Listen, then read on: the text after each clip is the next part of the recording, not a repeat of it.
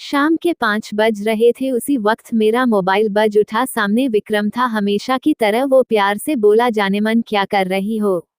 मैंने कहा कुछ नहीं, बस अब ऑफिस से निकलकर पीजी जाऊंगी। तुम क्या आ रहे हो? और सामने से जो सुना उस पर विश्वास नहीं हुआ। विक्रम बोला, जान पैकिंग कर लो, हम घूमने जा रहे हैं। आज फ्राइडे है, मंडे भी ऑफ है और ट्यूसडे की मैं छुट्टी ले लूंगा। तुम बस पैकिंग करो और रास्ते के लिए कुछ खाना पैक करवा लेना, मैं जल्दी पहुंचता हूँ।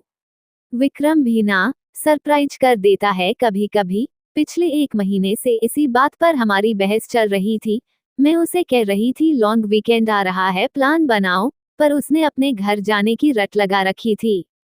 हम दोनों ही गुड़गांव में जॉब करते थे, अलग अलग पीजी में रहते थे। हफ्ते में 3-4 बार मिल लेते थे, पर वीकेंड पर विक्रम का घर जाना जरूरी ही था। उसके पेरेंट्स उसका रास्ता देखते थे।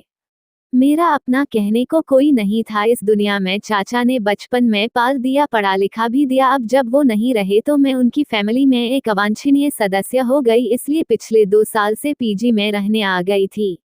यही विक्रम से मुलाकात हुई और कब मुलाकातें प्यार में बदल गई पता ही नहीं चला। हम दोनों उम्र के 30 बसंत देख चुके थे। अब हमारे प्यार में लड़कपन नहीं था, एक गंभीरता थी, पर हम दोनों एक साथ लिव इन में रहने की हिम्मत ना जुटा पाए। खैर, ये तो हुआ परिचय। अब अपनी कहानी पर आती हूँ। उस दिन जैसे मेरे पैरों को पंख लग गए थे। मैं बहुत खुश थी। विक्रम के साथ इतने दिन बिताने की कल्पना से ही मैं सिहर उठी थी। मैं जल्दी से सब जरूरी चीजें पैक की, अपने वॉकिंग शूज कसे और रेडी थी, तभी फोन पर मिस्ड कॉल यानी विक्रम आ गया। मैंने जल्दी ही सामान गाड़ी में रखा और बैठते ही विक्रम को चुम लिया। वो भी बहुत खुश हो गया। उसने कहा, रुबिन भी रेडी, हम एंजॉय करेंगे। हम पूरी रात ड्राइव करते रहे और जब सुबह की पहली किरण उदित हुई तो हम उत्तराखंड के एक छोटे से हिल स्टेशन पर पहुंच चुके थे। वहां हमने थोड़ा घूम घाम कर देखा। हमें रहने के लिए नदी किनारे एक शांत सी कॉटेज मिल गई। रूम बहुत बढ़िया था, बड़ी बड़ी खिड़कियां और सामने खूबसूरत नदी। विक्रम जानता था मुझे क्या पसंद है।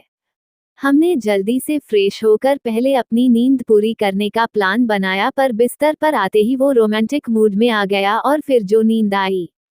मेरी आंख 3 बजे के लगभग खुली। विक्रम अभी भी सो रहा था। मैंने उठकर कपड़े पहने और खाने के लिए कुछ ढूंढने लगी, तभी मुझे लगा जैसे कोई गुनगुना रहा हो। मैंने दरवाजा खोला तो लॉबी के आखिरी हिस्से में बड़ी सी खिड़की पर एक लड़की अपना सर टिकाए खोई हुई सी गुनगुना रही थी। उसकी पीठ मेरी ओर थी और उसके बाल घुंघराले बिखरे हुई स्याह काले। मुझे लगा यहाँ कोई और भी है। चलो अच्छा है, साथ में कोई अपनी उम्र का है, ट्रैकिंग में मजा आएगा। तभी विक्रम ने मुझे आवाज दी, जान कहाँ गई? और तभी उस लड़की ने मुड़कर मुझे देखा। वो बहुत ज्यादा गोरी थी। मुझे देख वो मुस्कुरा दी। मैंने भी मुस्कुराकर उसका प्रत्युत्तर दिया। हम तैयार होकर लगभग 4 बजे के करीब कस्बे की ओर निकले। मैं और विक्रम दोनों भूख से परेशान थे। आगे कुछ दूरी पर एक छोटा सा ढाबा दिखा। वहां हमने चाय और आलू के पराठे खाए। ढाबे का मालिक एक बूढ़ा सा आदमी था। वो कहने लगा, आप लोग कहाँ रुके हो? हम लंच बॉक्स भी भेज सकते हैं। जब हमने बताया हम कहाँ रुके हैं तो उस बूढ़े और ढाबे पर 2-3 लोगों की आंखें फैल गई। कोई कुछ बोला तो नहीं, पर कानाफूसी होने लगी थी। मुझे थोड़ा अजीब लगा, पर हम उस वक्त वहां से निकलकर नीचे बाजार की तरफ घूमने निकल गए। आते वक्त रात का खाना पैक करवा हम कोई 7 बजे के लगभग कॉटेज पहुंचे। मेन गेट पर शिब्बू मिल गया। वो कॉटेज का केयरटेकर था। उसने बताया, यहाँ सिर्फ ब्रेकफास्ट और चाय काफी ही मिल सकती है, पर पीछे की तरफ किचन है जहाँ आप खुद खाना बना सकते हैं। विक्रम उससे आसपास घूमने की जगह पूछने लगा और मैं रूम की तरफ बढ़ चली। लॉबी पर पहुंचते ही मुझे ठंडी हवा का एहसास हुआ। मैं चाबी अभी की होल में लगा ही रही थी। मुझे साथ के कमरे से धीमे संगीत की आवाज आई, बहुत ही मधुर पर उदास सा। मुझे अचानक वो लड़की याद आ गई। पीछे पीछे विक्रम था। वो कहने लगा, अंदर चलो, यहाँ क्यों खड़ी हो, एक राउंड और हो जाए। उसकी आंखों में शरारत थी। मैं बस उसकी आंखों में खो गई। मैं उससे दीवानों की तरह प्यार करती थी। मेरे लिए सिर्फ वो ही तो था उसका प्यार, जिस शर्त पर मिले मुझे मंजूर था। उस रात मैं बहुत सुकून से थी विक्रम की बाहों में। बाहर किस पहर बारिश शुरू हो गई थी पता ही ना चला। मुझे प्यास लगी थी। फोन उठाकर देखा तो रात के 2 बज रहे थे। बारिश की रिमझिम और रात का सन्नाटा अलग ही दुनिया लग रही थी। मैंने विक्रम को देखा, वो किसी छोटे बच्चे की तरह सो रहा था। मैंने उठकर खिड़की खोली और बारिश की बूंदों को अपने चेहरे पर महसूस करने लगी। तभी साथ वाले रूम से किसी के रोने की आवाजें आने लगी। कोई आदमी जोर जोर से बोल रहा था और कोई लड़की रो रही थी। उनकी आवाजें स्पष्ट नहीं थी, जैसे दबी दबी सी थी। खिड़की बंद करने की आवाज से विक्रम भी उठ बैठा। कहने लगा, रुबिन तुम रात को खिड़की क्यों खोल रही हो? ये कॉटेज नदी के पास है, जंगली जानवर भी आ सकते हैं। मैंने तब दिन में मिलने वाली वो बिखरे बालों वाली लड़की का जिक्र किया। मेरा ख्याल था वो कोई विदेशी है। विक्रम बोला, उन्हें छोड़ो, कल तुम्हें एक वाटरफॉल पर ले जाऊंगा। अभी इधर आओ और मुझसे लिफ्ट जाओ। सुबह बड़ा फ्रेश मूड था। हम जल्दी से नाश्ता करके वाटरफॉल की तरफ निकल पड़े। जाते जाते शिब्बू ने कहा, आप वाटरफॉल नीचे से ही देखिएगा, ऊपर चोटी पर मत जाएगा। उस चोटी से फिसलकर बहुत लोग जान गंवा चुके हैं। लगभग 3 किलोमीटर की ट्रैकिंग करके हम उस वाटरफॉल तक पहुंचे। वहां काफी चहल पहल थी, पर्यटकों के साथ साथ लोकल लोग भी थे। संडे जो था वाकई बहुत खूबसूरत जगह थी। हम भी वहां फोटो लेने लगे। वहां पर एक छोटा सा लड़का लगभग जला हुआ पतीला, मैगी और कुछ कोल्ड ड्रिंक की बोतलें लिए बैठा था। विक्रम ने उसे कहा, मैगी के साथ साथ चाय पिला सकते हो? उसने हाँ में सर हिलाया। विक्रम उससे बातें करने में व्यस्त हो गया। मैं कैमरा ले थोड़ा और ऊपर को चढ़ने लगी। एक पतली सी उबड़ खाबड़ पगडंडी सी थी जो वाटरफॉल के साथ साथ चल रही थी। मुझे लगा जहां विक्रम बैठा है उसके शॉट ऊपर से जा कर लिया जाए, वाटरफॉल की बढ़िया पिक्चर आएगी। अभी थोड़ा आगे ही बढ़ी थी कि अचानक वो उलझे बालों वाली लड़की मुझे अपने आगे दिखाई दी। वो बहुत तेजी से आगे बढ़ रही थी। मैं लगभग भागते हुए उसके पास पहुंची। मैंने हाथ आगे बढ़ाया ही था को वो पलटी। में सकपका गई। मैंने कहा, हेलो। वो मुस्कुरा दी। मैंने बात आगे बढ़ाते हुए कहा, आर यू अलोन हियर? उसने ना। मैं सिर हिलाया। उसका चेहरा गोल और बहुत गोरा था, पर आंखें एकदम काली, उसके बालों की तरह। वो बेहद खूबसूरत थी। मैंने उससे पूछा, वेयर आर यू फ्रॉम? इस बार वो धीमी आवाज में बोली, मैं भी भारतीय ही हूँ। मैंने कहा, ओ मुझे लगा आप विदेशी हो। वो हल्के से हंस दी। तभी मुझे ढूंढता हुआ विक्रम आ गया। मैंने परिचय करवाया, मैं रुबिन और मेरे हस्बैंड विक्रम। मैं झूठ बोल गई। उसने अपना नाम सारा बताया।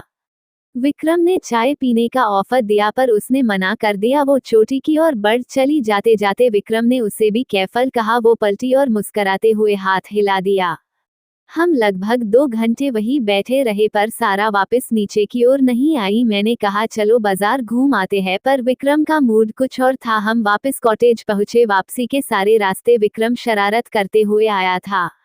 कभी गले लगा लेता, कभी चुम लेता, कभी गोदी में उठा लेता। मुझे लग रहा था काश यह वक्त यही रुक जाए, हम हमेशा यही रह जाए। जब मेरी नींद खुली, विक्रम बिस्तर पर नहीं था। मैं कपड़े पहनते हुए उसे आवाज देने लगी पर कोई जवाब नहीं आया। विक्रम कहीं भी नहीं था। तभी बाहर लॉबी में कुछ आवाज आई। मैंने दरवाजा खोला तो विक्रम बाहर उस खिड़की के पास खड़ा था जहां मैंने सारा को पहली बार देखा था, उसी तरह सर टिकाए हुए बाहर देखते हुए। जनाब, कहाँ खो गए? विक्रम पलटा और बोला, मुझे कोई उदास सी धुन सुनाई दी। उसका पीछा करते करते यहाँ आ गया। साथ वाले दरवाजा हल्का सा खुला हुआ था। मुझे जिज्ञासा हुई, सारा वापस आई कि नहीं। मैंने देखा तो रूम बिल्कुल खाली था। पलंग पर एक भी सिलवट नहीं, पर्दे लगे हुए। मुझे लगा सारा शायद चली गई। हमने डिसाइड किया आज डिनर खुद ही बनाएंगे। विक्रम ने शिब्बू से चिकन और वोडका ले आने को कहा। हमने कॉटेज के आंगन में आग जलाई, साइड में ही चूल्हा मंगा लिया। वोडका देख शिब्बू भी हमारे साथ बैठ गया। मैं चिकन पकाने लगी। रात बढ़ती जा रही थी। शिब्बू 2 पैग लगाने के बाद सेठी हो गया था। कहने लगा, बाबूजी हमें भी दिल्ली ले चलो, अपने पास रख लेना, सेवा कर देंगे। विक्रम उसे समझने लगा, अरे तुम तो जन्नत में रहते हो, यहाँ काम भी कम है, आराम से रहो। आज तो कॉटेज में हम अकेले ही गेस्ट है। शिब्बू ने कहा, साहब पिछले कुछ महीनों से आप ही अकेले गेस्ट हो। मैं और विक्रम एक दूसरे की शक्ल देखने लगे। हमने कहा, अच्छा एक कपल और भी था। हमारे साथ वाले रूम में आदमी को तो देखा नहीं, पर लड़की से मैं कॉटेज और फिर वाटरफॉल पर भी मिली। क्यों झूठ बोलते हो? शिब्बू का चेहरा सफेद पड़ गया। वो कुछ नहीं बोला। विक्रम ने कहा, क्या हुआ? शिब्बू अपना गला साफ करते हुए बोला, साहब मैं अपनी माँ की कसम खाता हूँ आप यहाँ अकेले ही गेस्ट हो। आप आ गए, नहीं तो मैं खुद अपने गांव जाना वाला था। मैंने कहा फिर वो लड़की कौन थी? कहाँ से आई? शिब्बू ने बताया इस कॉटेज के बारे में बहुत कहानियां फैली हुई है। ये बहुत पहले अंग्रेजों के जमाने में किसी साहब बहादुर का घर था और यहाँ कुछ मौतें हुई थी। तब से आसपास के लोग यहाँ आवाजें सुनने लगे, कभी कोई उदास सी धुन, कभी लड़की के गाने की, कभी रोने की। मेरा ये सुनकर खून जम गया था। पर शिब्बू हमें सांत्वना देते हुए बोला, साहब मैंने तो आज तक ऐसा कुछ देखा ना सुना, मैं तो रोज यही रहता हूँ, कभी कुछ नहीं देखा। डिनर जैसे तैसे निपटा के हम दोनों रूम में आ गए। विक्रम मुझे ढाढ़स बंधाते हुए बोला, चर्सी है, कहा इसकी बातों में आ रही हो? पर अंदर से वो भी डरा हुआ लग रहा था। वोडका उतर चुकी थी और नींद भाग गई थी। मैं और विक्रम इधर उधर की बातें करते हुए टाइम बिता रहे थे। रात के 10 बज गए थे। बारिश शुरू हो गई। उसने माहौल को और बोझिल बना दिया था। बातें करते करते हम कब सो गए पता ही नहीं लगा। रात के किसी वक्त मुझे लगा जैसे मेरे ऊपर कोई झुका हुआ है। मैंने आंखें खोली तो सारा थी। सारा कंधों से पकड़कर मुझे उठा रही थी, मेरा नाम बार बार पुकार रही थी। उसकी आवाज किसी कुएं से आती हुई लग रही थी। मैं हड़बड़ा कर उठी। सारा मेरा हाथ पकड़कर मुझे खींचती हुई अपने साथ ले जाने लगी। डर के मारे मेरे गले से आवाज तक नहीं निकल रही थी। मैंने पीछे मुड़कर देखा, विक्रम बिस्तर पर ही था। सारा मुझे साथ वाले कमरे में ले गई। उस कमरे की शक्ल ही बदली हुई थी। हॉल के कोने में बड़ी सी चेयर पर एक अंग्रेज रोबीला सा आदमी बैठा हुआ वायलिन बजा रहा था। उदास धुन, उसकी आंखें बंद थी। सारा उसके पैरों के पास जाकर बैठ गई। वो रोने लगी। सारा ने उसका हाथ अपने हाथ में लिया और कहने लगी, please Albert, don't go, don't leave me. पर उस आदमी पर कोई फर्क नहीं पड़ रहा था। सारा का चेहरा लाल हो गया था। अचानक वो आदमी खड़ा हुआ और मेरी ओर बने लगा। मैं जड़ थी, जैसे मेरे आंखों के सामने कोई पिक्चर चल रही थी। तभी सारा के हाथ में ना जाने कहां से बंदूक आ गई थी। सारा फिर बोली, एल्बर्ट स्टॉप। पर वो आदमी आगे बढ़ता ही जा रहा था और फिर एक धमाका और ढेर सा धुआं। और तब पहली बार मेरे गले से चीख निकली। विक्रम और शिब्बू भागते हुए मेरे पास आए। मैं उस कमरे में जड़ खड़ी हुई थी और लगातार चीखे जा रही थी। वहां कुछ भी नहीं था। विक्रम मुझे उठाकर अपने कमरे में लाया, मुझे पानी पिलाया। मैं पसीने में भीगी हुई थी। वो बार बार मुझसे पूछ रहा था, क्या हुआ, क्या हुआ? पर मैं कुछ बता नहीं पा रही थी। फिर कब मैं बेहोश हो गई पता नहीं लगा। जब मेरी आंख खुली सवेरा हो गया था। विक्रम परेशान सा मेरे सिरहाने बैठा हुआ था। रूम के दूसरे कोने में शिब्बू दीवार से सर लगाकर ऊँघ रहा था। मैंने उठने की कोशिश की तो विक्रम ने मेरी मदद की। ऐसा लग रहा था जैसे मैं सदियों से बीमार हूँ, बहुत कमजोरी लग रही थी।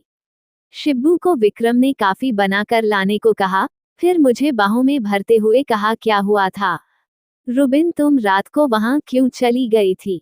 मैंने सारी बात बता दी। विक्रम सुनकर सन्न रह गया। उसने जैसे तैसे पैकिंग की, मुझे सहारा देकर तैयार करवाया और हम निकल पड़े कॉटेज से। जैसे जैसे दूर जा रहे थे मेरे शरीर में जैसे जान आती जा रही थी।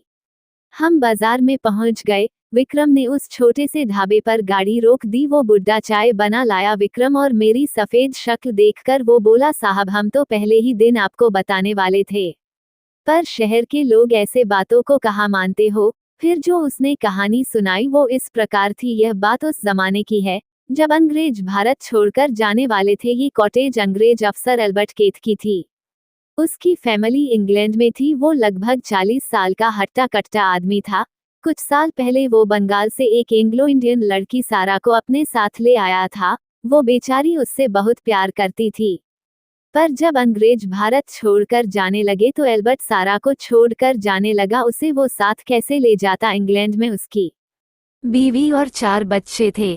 सारा सारी जिंदगी जिसे प्यार समझ रही थी वो तो बस मन बहलाव था। उसने बहुत कोशिश की एल्बर्ट ना जाए, पर वो ना माना और फिर सारा ने उसे गोली मार दी और खुद वाटरफॉल से छलांग मारकर आत्महत्या कर ली। तब से ही उनकी आत्मा भटक रही है।